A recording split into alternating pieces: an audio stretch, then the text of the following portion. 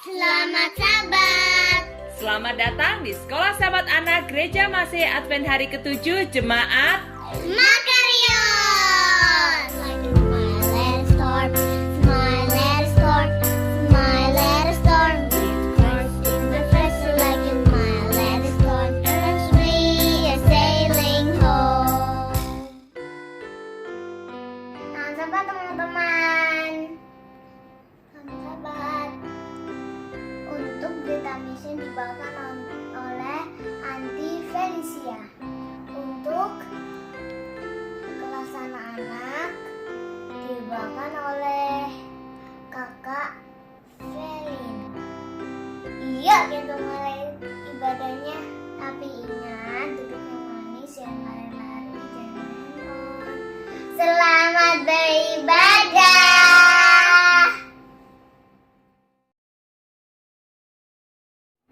Doa buka akan dipimpin oleh Gefarel. Teman-teman, Mari kita berdoa. mari kita doa. Tuhan Yesus, Menuntut terima kasih mati untuk hari Sabat untuk kerabat yang indah ini. indah ini. Saat ini kami akan memulai acara acara Sekolah Sabat sahabat. Tolong kami, Tolong kami anak-anak, supaya supaya duduk tenang dan mengikuti acara Sekolah Sabat. sahabat. Terima kasih Tuhan, Mati Tuhan, ampuni dosa kami. ampuni dosa kami. Dalam nama Tuhan Yesus, Ampun itu kami berdoa. kami doa. Amin. Amin. Sekarang waktunya berita mission. Selamat sahabat anak-anak, kita kembali lagi di Berita Mission pada sahabat kali ini. Nah, judul Berita Mission kita pada sahabat kali ini yaitu Penjala Manusia, yang menceritakan tentang kisah seorang anak bernama Bakani yang tinggal jauh di Nunavut, Kanada. Yuk mari sekarang kita duduk manis dan siap untuk mendengarkan. Bakani adalah seorang anak yang duduk di kelas 5 dan tinggal di salah satu kota yang paling terpencil di dunia. Nama kotanya itu adalah Iqaluit. Kota yang letaknya di kutub utara Kanada ini hanya berpenduduk 8.000 orang. Kota ini terletak di sebuah pulau yang tidak memiliki jalan atau kereta api yang menghubungkan ke kota-kota lainnya di Kanada. Ketika musim dingin tiba, perairan Teluk Frobisher membeku dan tidak ada kapal yang dapat berlayar ke Iqaluit. Jadi cara yang terbaik untuk bepergian keluar masuk dari kota ini adalah dengan pesawat terbang. Nama kota Iqaluit sendiri berarti tempat banyak ikan. Tentu saja nama tersebut diberikan karena kota ini memang telah menjadi tempat tradisional di mana orang-orang asli Inuit memancing selama ribuan tahun dan bahkan juga sampai saat ini. Nah, Bakani ini menyukai ikan dan satwa liar lainnya. Ia percaya bahwa Tuhan menciptakan segala dunia termasuk segala isinya seperti tumbuhan, hewan, dan manusia dalam 6 hari. Dan kemudian beristirahat pada hari ke-7. Tetapi dia mendengar cerita lain di sekolah. Saat pelajaran, guru memberitahu bahwa dunia tercipta melalui ledakan besar dan manusia berevolusi dari binatang. Nah, Bakani yang mendengarnya pun tidak paham mengapa beberapa teman sekelasnya meragukan bahwa Tuhanlah yang menciptakan dunia.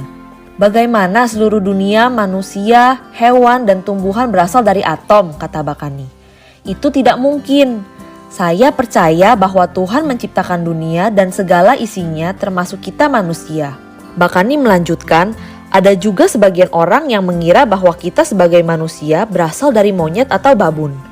Ini sekali lagi tidak benar karena Tuhan menciptakan kita. Tidak mungkin kita berasal dari hewan. Kapan kita akan melihat manusia berkembang dari binatang lagi? Saat Bakani bermain dengan teman sekelasnya, mereka terkadang bertanya, bagaimana bisa percaya pada Tuhan pencipta yang tidak bisa dilihat?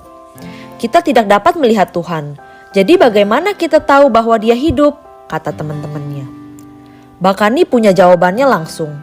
Ia menanyakan pertanyaannya sendiri. Kamu belum pernah melihat kakek buyutmu? Jawabannya.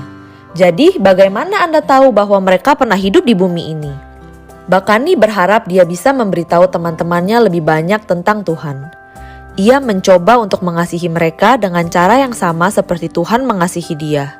Ketika teman sekelasnya tidak baik, dia segera mengampuni mereka. Dia membaca Alkitab hampir setiap pagi dan sore. Bakani juga sangat menyukai hari Sabat. Ketika sekelompok kecil umat Masehi Advent hari ke-7 mengingat hari istirahat penciptaan Tuhan dengan mempelajari Alkitab bersama.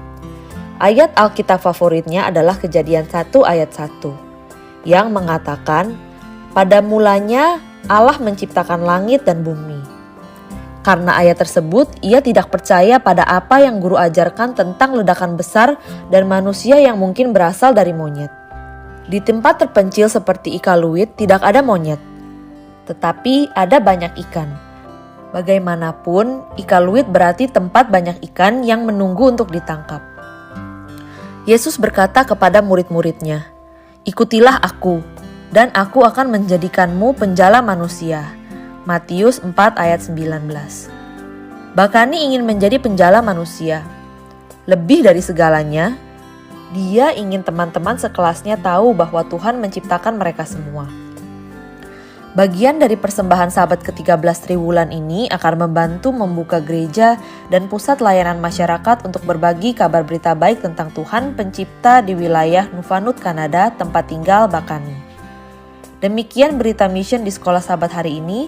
Terima kasih telah merencanakan persembahan yang murah hati dan terima kasih telah mendengarkan. Sekarang waktunya cerita anak-anak. Selamat Sabat adik-adik, senang bisa berjumpa kembali pada Sabat hari ini. Hari Sabat ini, kakak akan membawakan cerita dari buku Sekolah Sabat Kindergarten. Selamat mendengarkan. Selamat Sabat adik-adik semua, judul pelajaran kita pada Sabat ini adalah Bayi Musa. Apa kamu tahu kalau kamu memiliki malaikat yang melindungimu senantiasa? Bayi Musa memiliki malaikat-malaikat untuk menjaga dan melindunginya. Umat Allah bangsa Israel telah hidup di tanah Mesir untuk waktu yang lama. Firaun, Raja Mesir, merasa takut pada bangsa Israel. Dia khawatir kalau mereka mungkin pergi berperang melawan bangsa Mesir. Pertama, dia membuat orang Israel bekerja demikian keras, berharap hal itu akan membuat mereka tidak berkembang dalam jumlah yang besar. Tetapi, semakin keras mereka bekerja, semakin banyak orang Israel. Akhirnya raja yang jahat itu memerintahkan pada orang Mesir untuk membuang semua bayi laki-laki dari Israel ke sungai dan membiarkan mereka tenggelam. Satu keluarga menemukan cara untuk menyelamatkan bayi laki-lakinya. Mereka menyembunyikannya di rumah, tetapi dia semakin besar. Mereka takut kalau seseorang akan menemukannya. Jadi mereka memikirkan sebuah cara yang baru. Ibu bayi itu mengambil alang-alang dari muara sungai dan menggunakannya untuk merangkai keranjang. Dengan hati-hati menutupi keranjang dengan ter dan gala-gala supaya air tidak masuk ke dalamnya. Kemudian dia membaringkan bayi itu dalam keranjang dan menaruh tutup pada bagian atasnya. Dia berdoa sewaktu membawa keranjang itu ke sungai dan menyembunyikannya di semak-semak yang tumbuh di dekat air dekat muara. Dan Allah mengirimkan malaikat untuk menjaga bayi kecil ini waktu keranjang itu dengan perlahan bergoyang di air. Tidak lama anak perempuan Firaun pergi ke sungai. Di air dia melihat keranjang itu.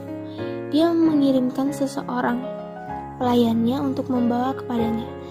Bayangkan terkejutnya waktu membuka keranjang dan menemukan seorang bayi laki-laki di dalamnya.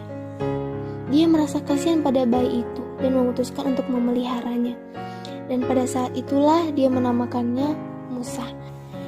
Miriam datang berlari menuju putri itu. Apakah aku harus pergi dan mencari salah satu wanita dari Israel untuk memelihara bayi ini untukmu? Tanyanya. Oh ya, jawab putri, tolong carikan. Miriam berlari ke rumah secepat mungkin. Dia dan ibunya bergegas kembali ke tempat tuan putri tadi.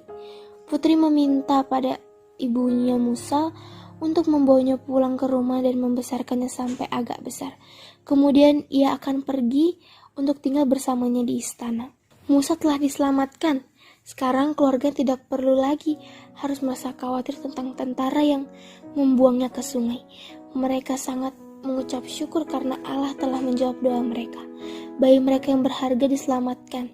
Mari, kata ibu Musa kepada Miriam, mari kita bersyukur pada Tuhan karena telah menyelamatkan bayinya. Allah juga memperhatikanmu sama seperti Dia memperhatikan Musa.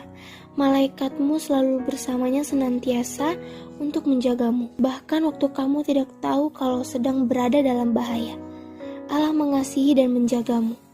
Ayat hafalan kita pada hari Sabat ini adalah Mazmur 32 ayat 7. Engkaulah persembunyian bagiku. Pesan yang dapat kita ambil adalah kita berbakti pada Allah saat kita mengucap syukur padanya. Sekian cerita hari Sabat ini adik-adik, Tuhan memberkati.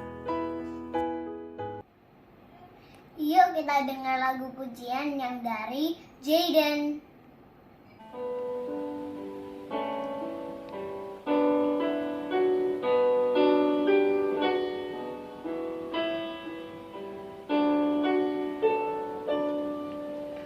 My God, love me, and all the wonders I see.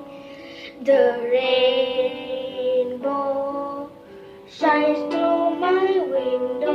My God, love me. My God, love you, and all the wonders you see. The rainbow shines through your window. My God, love you.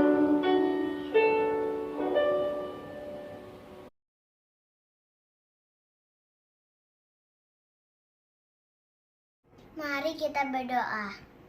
Tuhan Yesus, terima kasih sudah pimpin kita. Tuhan Yesus, sekarang kita mau tutup sekolah Sabat. Dalam nama Yesus, kami berdoa dan mengucap syukur. Amin. Sekolah kita sudah selesai. Terima kasih semuanya sudah menonton. Sampai jumpa Sabat depan. Tuhan Yesus berkati. Bye.